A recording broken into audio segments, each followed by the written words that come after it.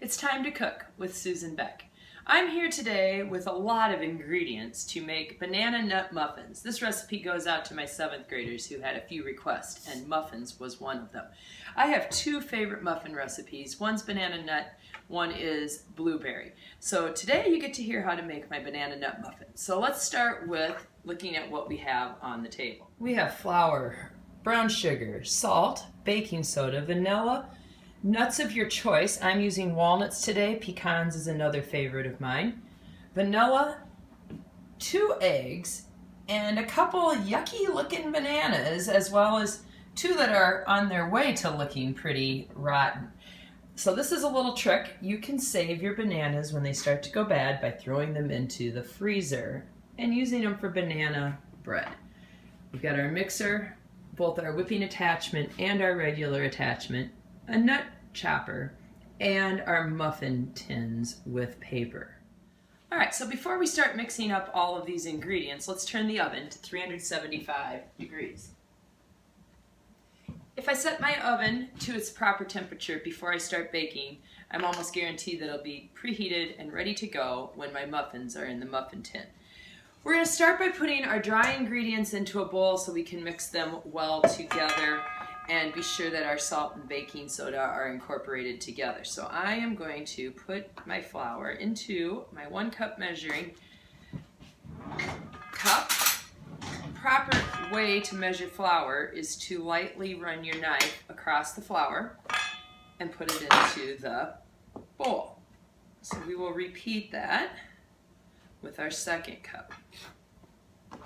And just run the back of the knife across, nice and level, and in it goes.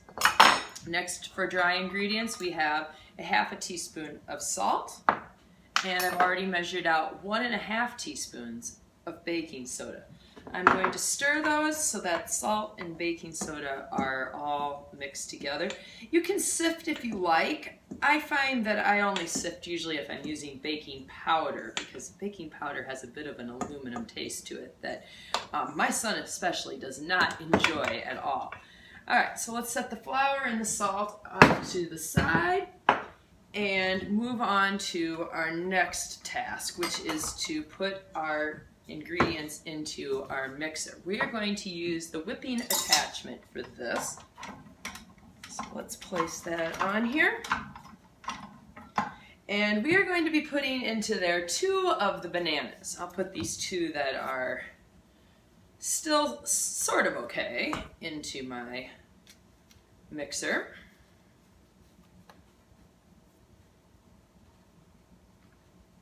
And the other 2 I'm going to mash in a bowl. We're going to mix those up so they're really well beaten.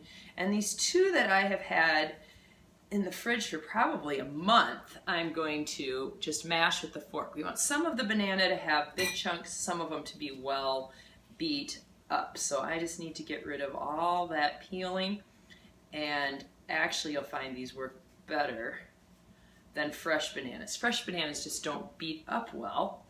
You need them on the mushy side. Ooh, and this one is mushy.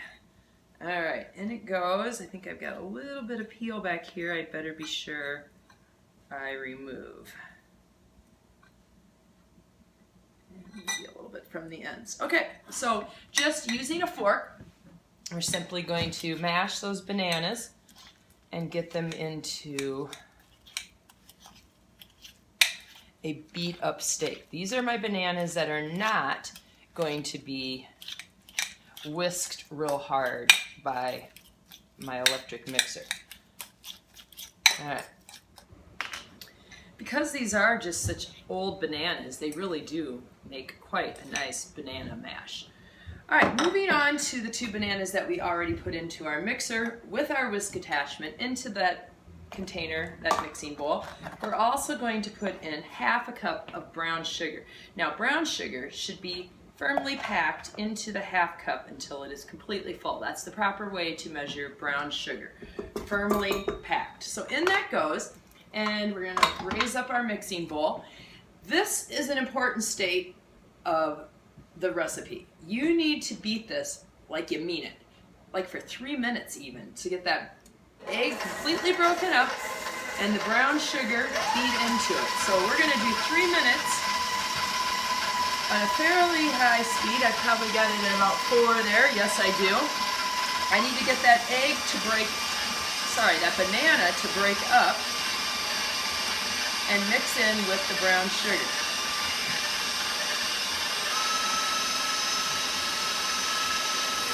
As you can see, this no longer looks like eggs and brown sugar. It's made a nice syrupy mix. I think we can call that good. So the next step, we'll lower this mixer down, is to add in our butter, our teaspoon of vanilla,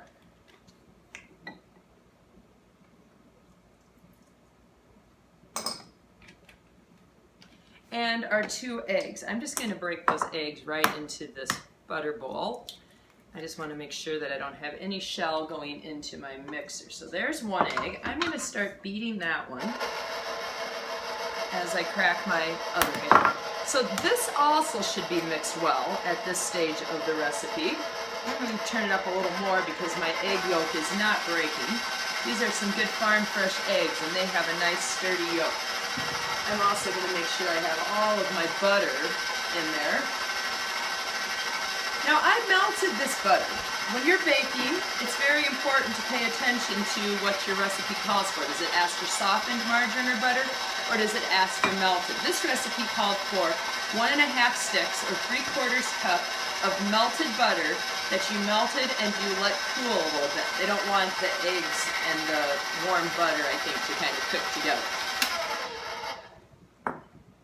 Alright, so that is well mixed and we're ready now to add in our dry ingredients. I am going to use my mixer for my dry ingredients, but a very important part, anytime you're making banana bread, banana muffins, zucchini breads, blueberry muffins, any of these quick bread type recipes, it's very, very important that you do not overmix from this point on.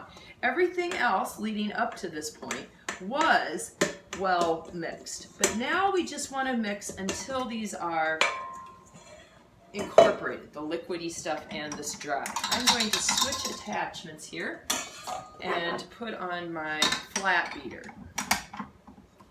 Alright, raise it back up, and again we're just going to go for a little bit till all the flour is mixed in. Probably going to have to give it a stir along the way.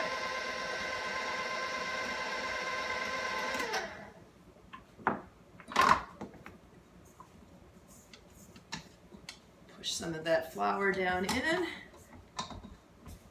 Just a few more seconds. Whoops, my mixer's backwards when I do my videos.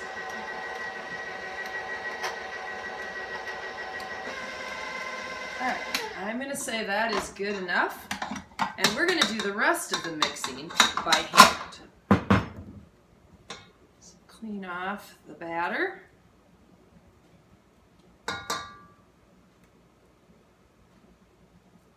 Set that into my bowl over here. Alright, so next goes in the mashed up bananas that are waiting here, as well as my walnuts. I have a ½ cup of walnuts, and I am going to use my nut chopper, which just fell apart, there we go, to chop those up a little bit more. Okay, that looks pretty good. And in goes my nuts. Bottom. Now this is just a folding method. When you fold, you just flip it over and flip it over and flip it over. You don't want to do this crazy stirring. So you just flip things over until everything is mixed together. So I'm looking that my nuts are all mixed in, and it looks like I have nuts throughout it. I'm going to give you a look at the batter here. Everything is just calmly mixed. It's called folding. Alright, we're ready to fill our muffin papers. I have lined my muffin tin with these papers, but I still like to put a little spray of cooking oil across those. Alright, so we're going to fill these about halfway. I'm just going to use my spatula, I think, to fill these. We'll see how that goes. Use my knife to get it off a little bit. This is supposed to make 12 banana nut muffins.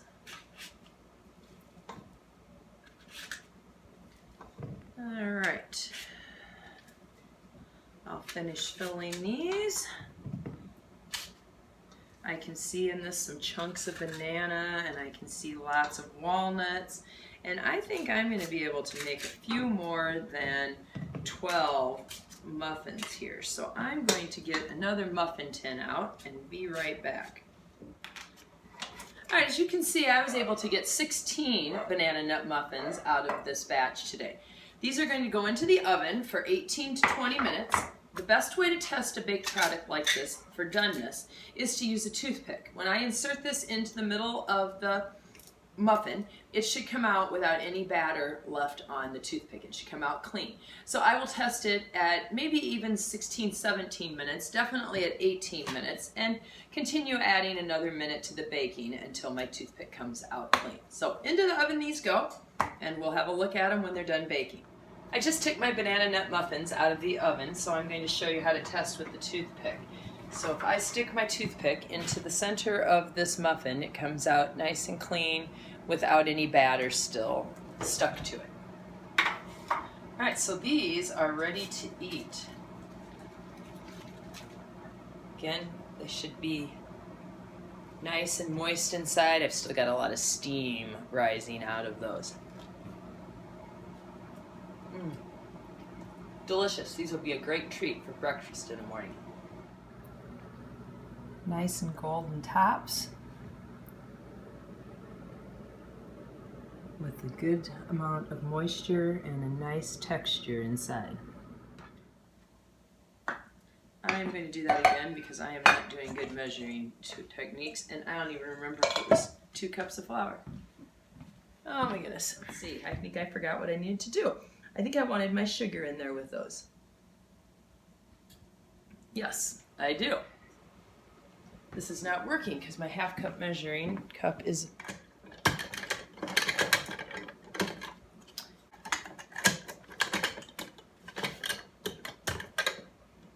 That's really bad. This looks like it has raw egg. Raw egg. Of course it has raw egg.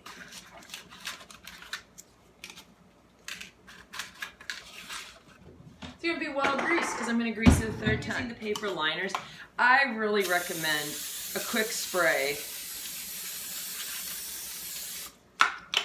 It really does help the muffins come out more easily. I'm coughing because I got that spray in my mouth. We'll figure out a way to edit that out.